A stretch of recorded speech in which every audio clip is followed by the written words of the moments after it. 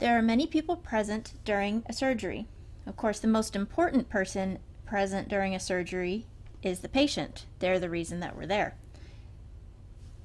The next person who's going to be in the room is going to be the anesthesiologist. They are going to be in the non-sterile role, and they will be monitoring the patient's vital signs and administering anesthesia and calculating constantly what the max dose is that our patient can tolerate and how much they've already received and how much they could still be given.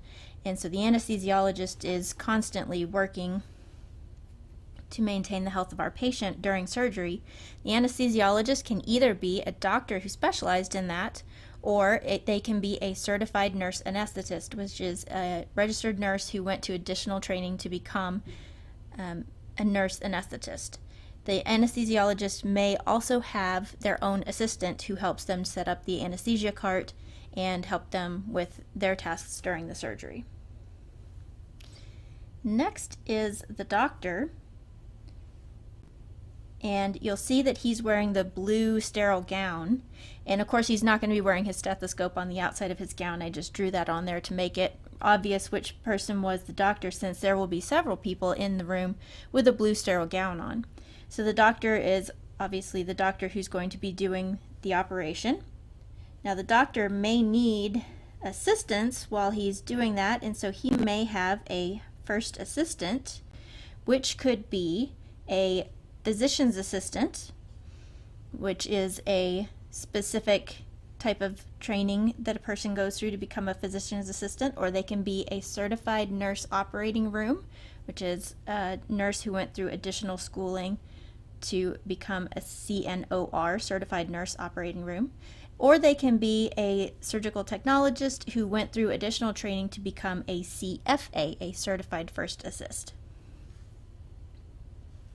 This person will be helping the doctor with the actual operation under the guidance of the doctor.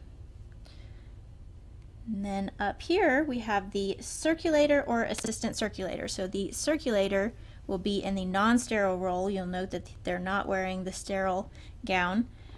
They will set up items. They will bring items into the operation. If something becomes necessary, they will open it up so that we can receive it sterilely. Even though they are non-sterile, they will provide those sterile items to us. The circulator is probably going to be a registered nurse. We work underneath the license of the registered nurse in the room. They will document the procedure as it goes along, make sure that the timeout has been done, document the procedure, any notes that need to go along with it, what medication the patient received, and things like that. There may also be an assistant circulator, which would be a surg tech's role. When in the circulator position, we would be called an assistant circulator. We would do many of the functions that the registered nurse would do as a circulator, but there are things that we can't do the registered nurse can do. We still need a registered nurse present in order to do a count, and we cannot administer medication, which a nurse could do. So the assistant circulator can perform similar functions to the circulator. And then, of course, there is the scrub. So that could be a registered nurse or a surg tech, a certified surgical technologist, like those of us are in this school are training to become, or they could have been trained on the job or through the military.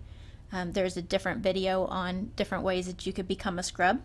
So the scrub is going to assist the surgeon during the surgery, handing off items, maintaining the sterile field, passing off medications, things like that. So that could be a surg tech or a registered nurse, or a licensed vocational nurse, or somebody who's trained through the military or on-the-job training.